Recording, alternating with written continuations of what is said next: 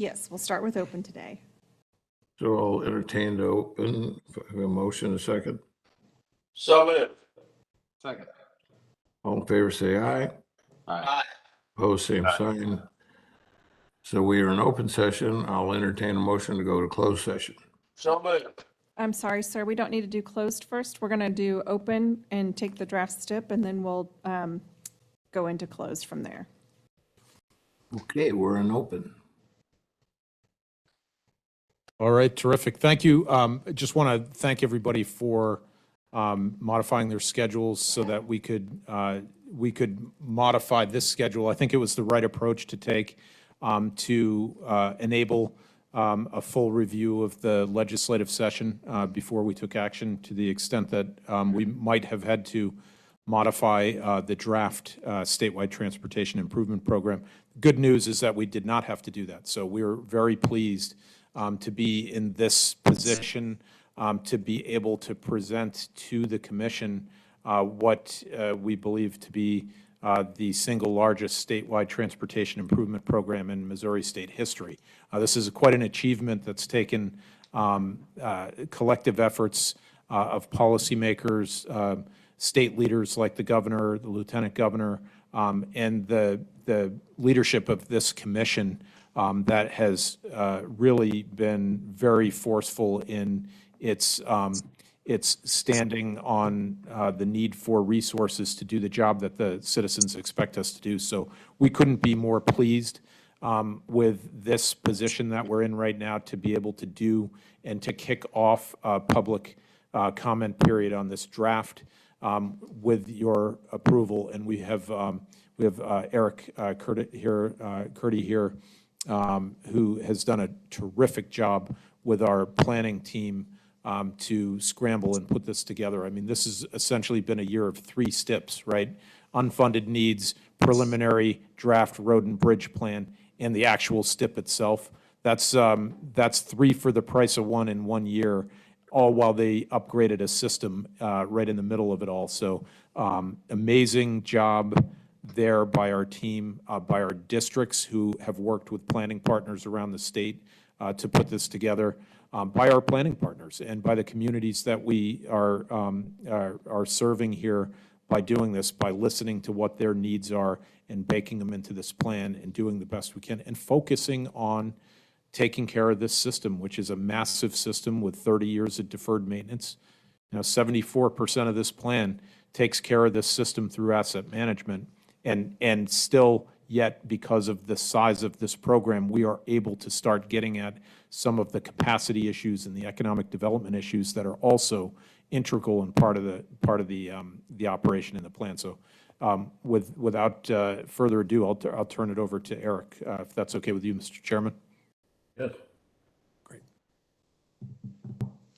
Thank you, Director McKenna. Good afternoon, Mr. Chairman, members of the commission. Eric Curdy with Transportation Planning. So I think you have before you, or you have with you, the draft STIP.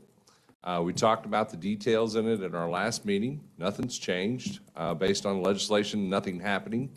We didn't have to change anything. With your approval today, we'll go for draft comment to the public. Draft comment will be from May 18th to June 17th. We'll collect all those comments, look at them, make any recommendations for changes, and bring you a final STIP at your July commission meeting. Any questions?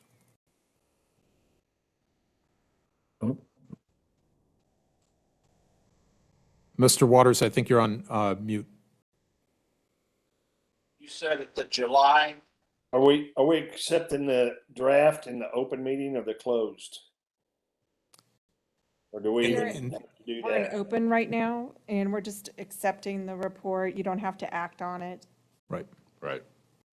So Yeah, it's just you accepting it so that we can put it out for public comment, and the final approval will come in July, hopefully, with your approval. I don't want to presuppose that. You want the motion to accept it, though, the draft? No, we don't need any action at this time. It's a major step, and it's one of the 2 important items that the commission always acts on, and so we needed to bring it to you today. Okay, that's what I thought. I was just making Yeah. sure.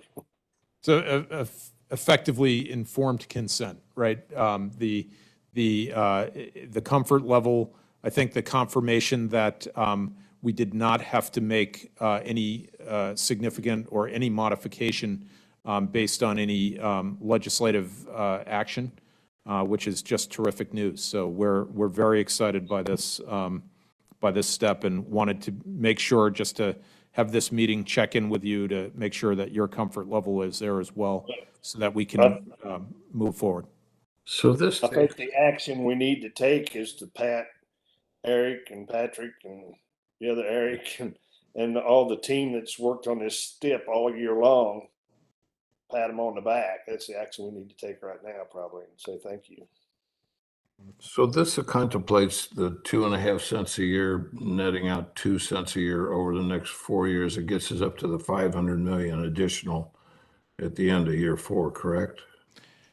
Yeah, the 500 million, though, is not all accruing to MoDOT. Remember that 30% of that, 15% each to cities and counties occur. So the net result to MoDOT at the end of the 5-year period is approximately 350 million, with about 75 million each to cities and 75 to counties. So what you see in this plan is that piece that's associated with the revenue that exists for MoDOT to apply here, and all the associated infrastructure investment and Jobs Act monies from the federal government. So it's all of the combined resources available in our financial plan that was presented to you back in January when we started this process.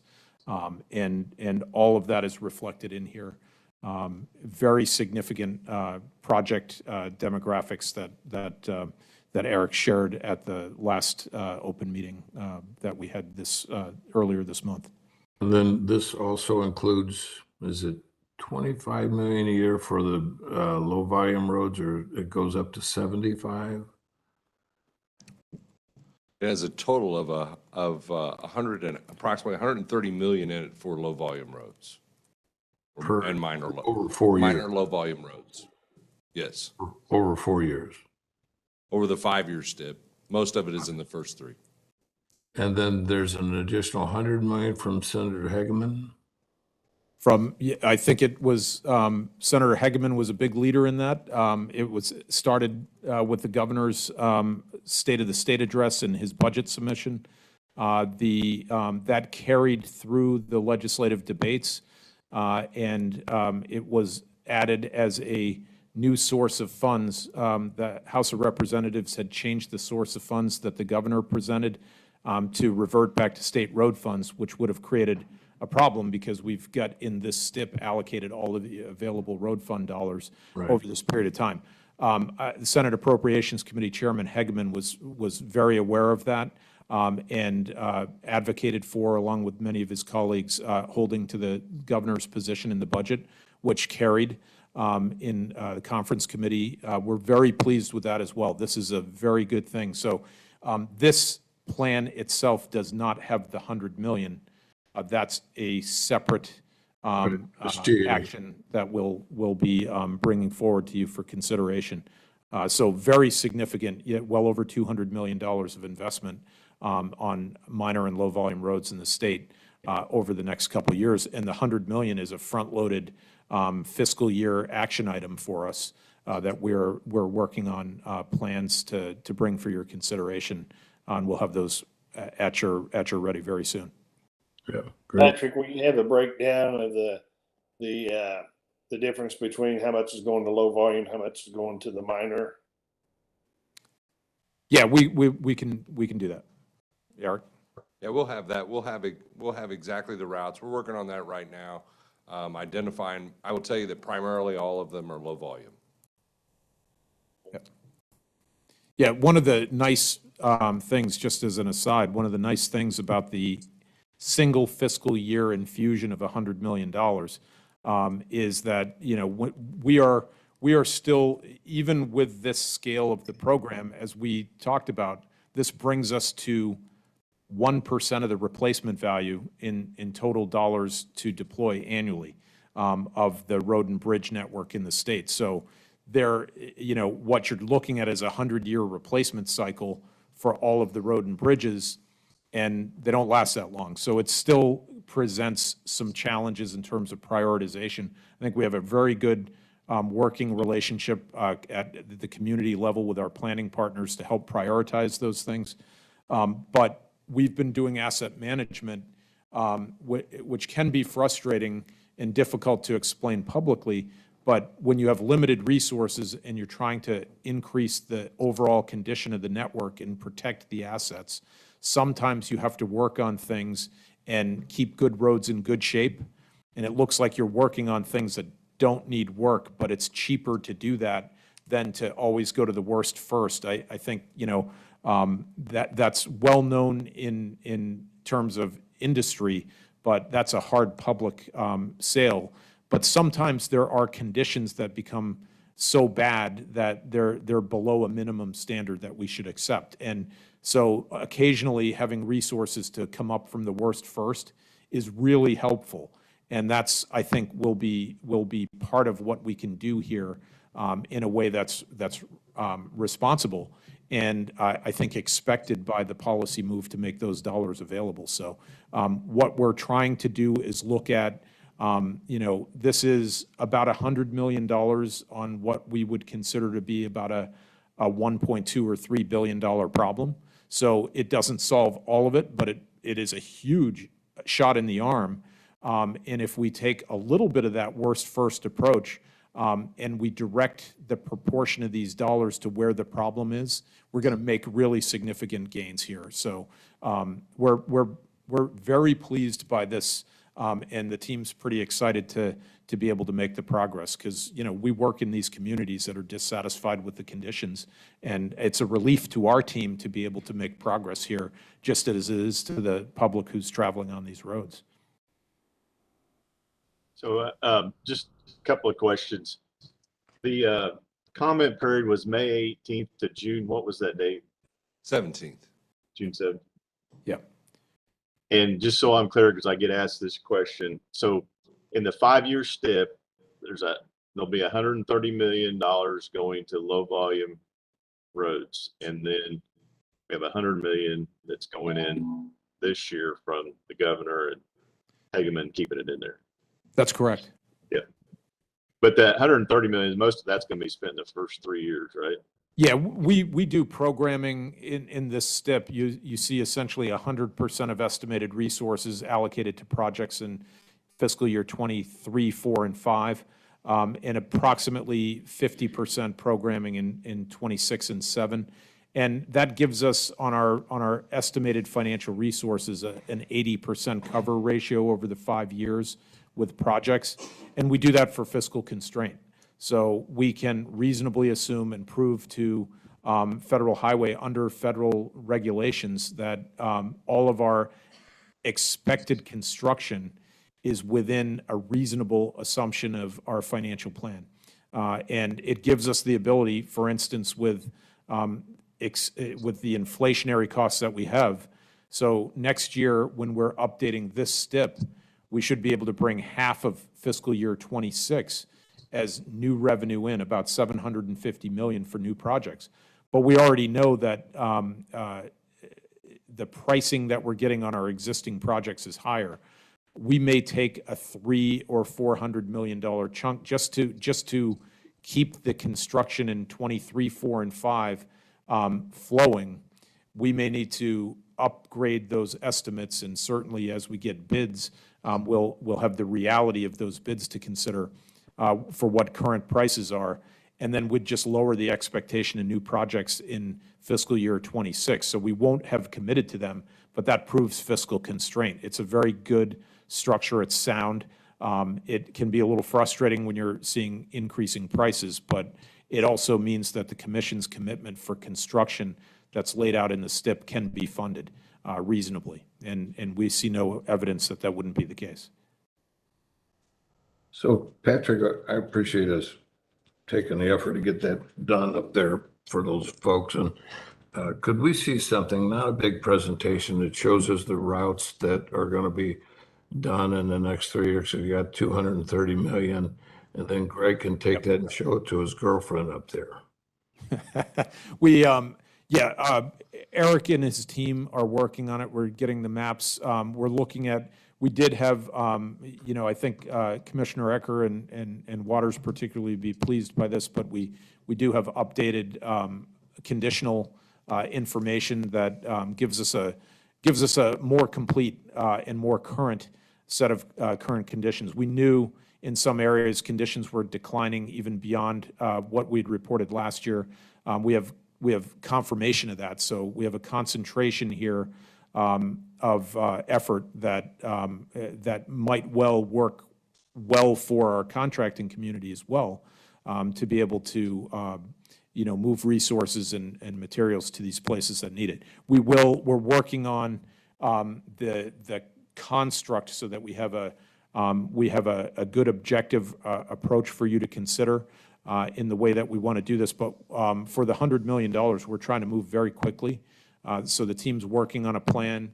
We want to bring that forward to you in our next commission meeting and for that consideration. But we'd like to be able to advertise in June. We'd like to be able to bring in responses to that advertisement in July. And we'd like to approve contracts in August and get asphalt out there and get this moving. Industry's that's gonna be a challenge. But again, we're trying to keep this very simple. That 100 million particularly, we're trying to keep very simple. It's really just, let's get that blacktop out there and let's get rolling. So I think our team's done a really nice job on a preliminary basis. We're certainly gonna check down to make sure the commission is comfortable with the plan, or and to the extent that it has modifications, we can adjust to that. But we'll have maps, we'll have lists of road segments, and all of that is underway right now. The team's really working hard. So Senator Hagerman called me the Friday when he was driving home after the budget approval, and he was excited about being able to maintain the 100 million.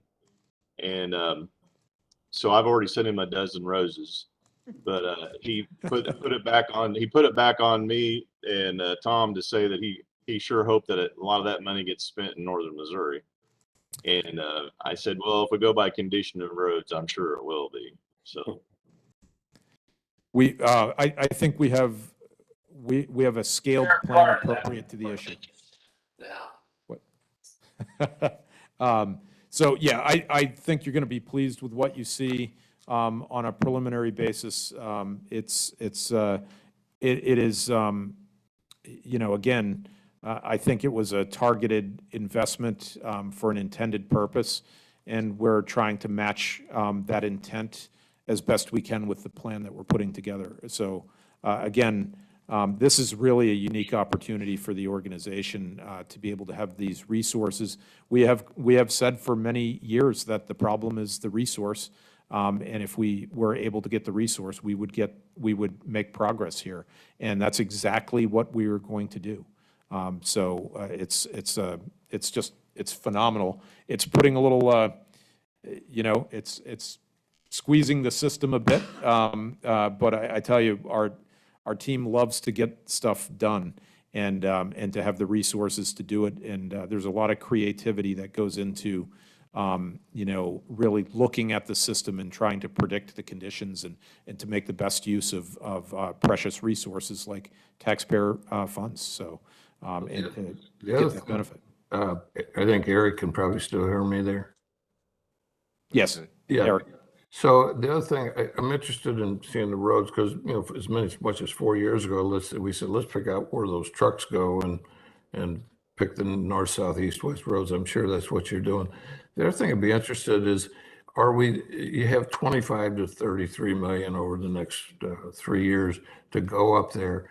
Are we using the 100 million? And I'll give you an example. If you're putting a 1-inch hot mix down over a road, Are we using the 100 million to maybe say, let's put another half inch on here and just buy tonnage, and you don't have to buy equipment and labor and all that again to bring those roads up? Or are you going to say, no, we've got 2,500 lane miles and we're going to go to 3,500, but we're going to put the skinny stuff down? How is that being used? Well, you know, one of the things we're looking at is to keep it simple. You know, we're going to try to, you know, let's face it, you can't build a road from the top down, but you can improve the condition from the top down. So in this case, in certain areas, I think we're going to provide flexibility to add additional material to take out some of the rutting. So you're not just going to be looking at 1 inch only. We're going to look at the condition of the road itself and provide the contractors with the ability to add material to make a smoother road. And in some of the cases, you know, I think we will find that we'll have some duration here because these are they are some low volume roads. So the duration itself will be okay. Obviously, some of them you know, thinking of the pictures that Commissioner Waters sent with the rock trucks traveling near him for some of the levee work that's going on. You know, those are some of the things that create, you know, issues on condition on an ongoing basis. But I think, you know, the one thing I would caution is that prices have gone up significantly, and nobody's going to like the total mileage that we can get out of this money. You know, we're gonna get as much as we can. We're going to try to keep it as simple as we can and as consistent as we can. But in terms of estimated lane miles, we're probably looking at, you know, maybe 1,200 lane miles with, you know, maybe 600 center lane miles. You know, it's somewhere between that and maybe 1,500 on that basis in terms of the pricing we're getting. Eric's pulling out his calculator to check me on that, so thank goodness. And my point is, I'd advocate for putting more tonnage down on that same amount of lane miles while the equipment's there and the prices are where they are. They may go down, but to increase the bearing capacity of that rather than adding more lane miles. But you know, you've got guys that'll figure that out. And it gives us talking points when we go talk to the senators next year. Yeah, I mean, it's a significant, you know, we're looking at a significant improvement. You know, I think the part of the rationale, and I'll let Eric speak to this, was, you know, ideally looking at segments. One of the things we're doing here that we'd like to do, I think it's going to be more well-received by the public, is when we identify a road segment, we're going to go the full segment rather than patching. So, you know, what you'll have is fewer patches, more segments that have been completed from interchange to interchange, intersection to intersection. That's easier for the contracting community. It completes a section, and ideally what happens is we identify those segments where more than 30% of that segment, or at least 30% of that segment, is in poor condition, and we're grading the whole thing. So I think Eric's got a little better description there. So we identified routes that were no more than 30% good. Right. And then it rained in the north last night. So one of the things we want to make sure, you know, that's kind of a joke, but there's edge treatments that need to be done to these roads, and a stripe needs to be put on top of them, and we need to do it right and get in and get out. So that's what we're looking at. Is the first tier, we identified a menu in central office as potential projects for the districts to choose from, and the first priority was those roads that were less than 30% good for the entire segment. The second tier that we looked at was 30 to 60% less than 30 to 60% good. But primarily, we're focusing all our energy on that less than 30% good, doing what it takes to get that road back to a good standard, a good level of service for what the customer's expectation is, and put a stripe on it and take care of it and be done. Yeah, it sounds great. I'm glad to hear you talk about repairing the rutting. To me, that's one of the most dangerous parts of what's happening to these roads. And then being able to do the full segment is a big bonus too, because I get a lot of complaints about us patching. You know, you do a quarter-mile strip and then you move 3 miles down the road and do a strip. So doing those full segments and fixing those ruts, that's music to my ears. Yeah, and this is going to elevate expectations for every other, we're, like I say, we're working about a 10% of the problem scale here. So 10% are going to be happy, 90% are not. So, But if we do a good job with it, people will see that and they'll support us a lot more, I think. Yeah. We'll get a lot more support when they say, look what MoDOT did to this road. And I think the public will turn around. and I Lots think of the other people thing see to keep in what mind they've is done.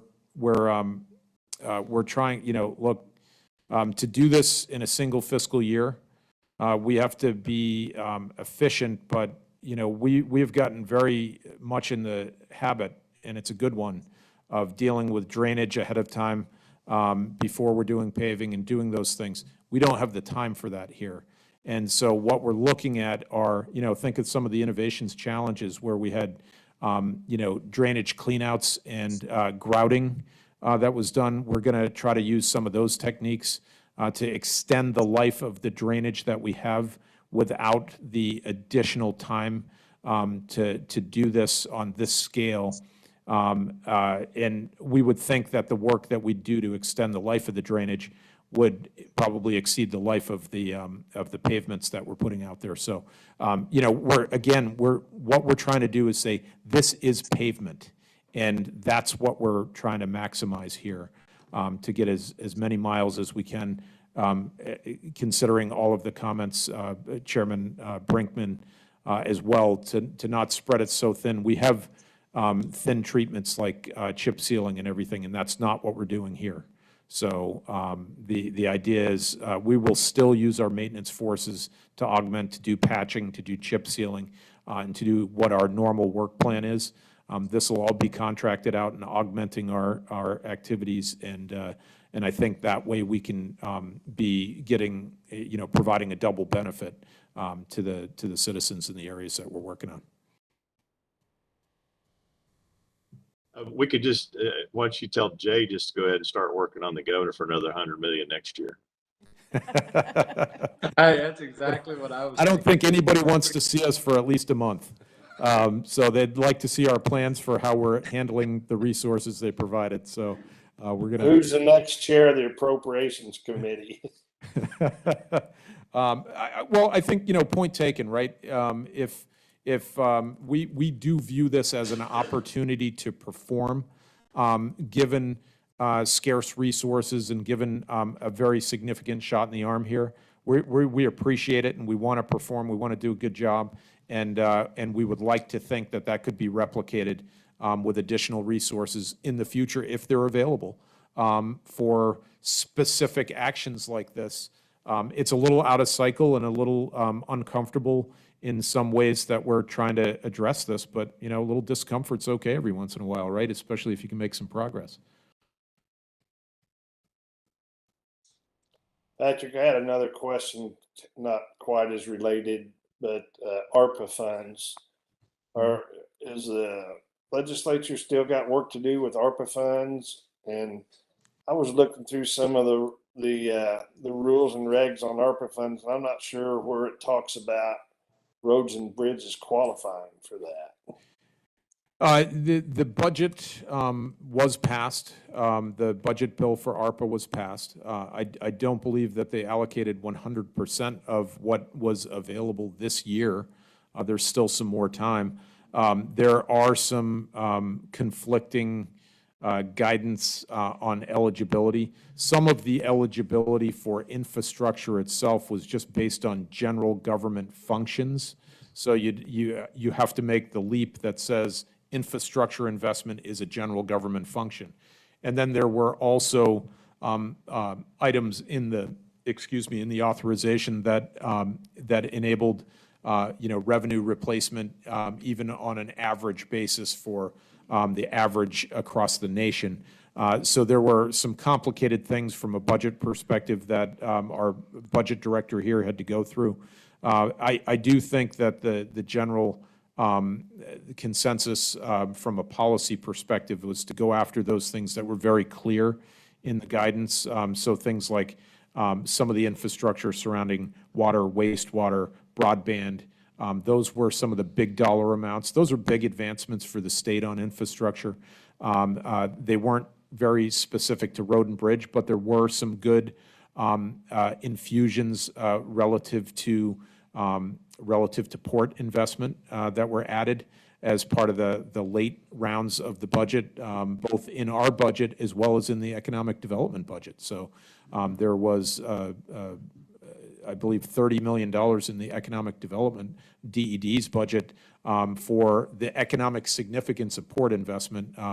One in Kansas City for $25 million, and I believe $5 million for New Madrid. So I know that those are very important investments. In our budget, $25 million for ports was added for port in Jefferson County. And so there was a small infusion of about $8.2 million for some of the internal kind of HVAC facility upgrade type, water, wastewater improvements here in some of our facilities. That is really the only core ARPA funds that are kind of touching the department right now. But again, this is, I think, a multi-year issue and strategy, and I do think policymakers thought that we had a bit of a whale to swallow with the Infrastructure Investment and Jobs Act allocation and the SB 262 funds, and they wanted to really see the department's plans for that, which, that's what this meeting is really all about. So these are moving as quickly, I think, as any DOT in the country to bring the funding to a planned perspective, and then to move it into very specifically funded projects and to start the contracting and roll and get this benefit done. And with what we're seeing with inflation, boy, there was no time like the present to get on this.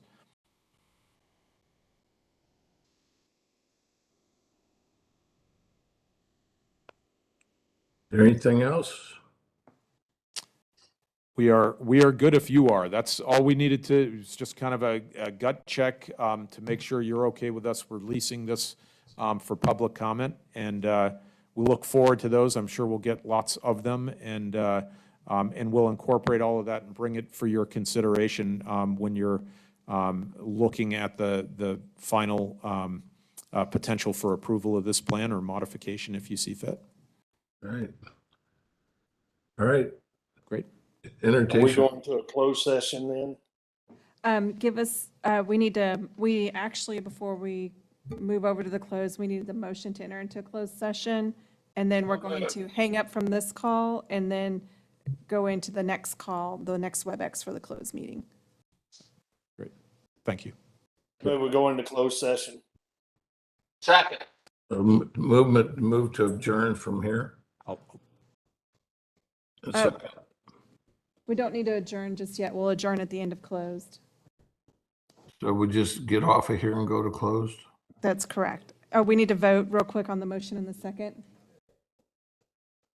Or All the in favor, entering closed. All in favor, say aye. Aye. Same sign.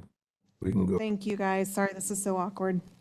close. So we get off of here and dial back in? Yep, and then there's a second email from Jennifer for the closed WebEx information. Right. Okay. See you in a bit. What's that, Commissioner Waters?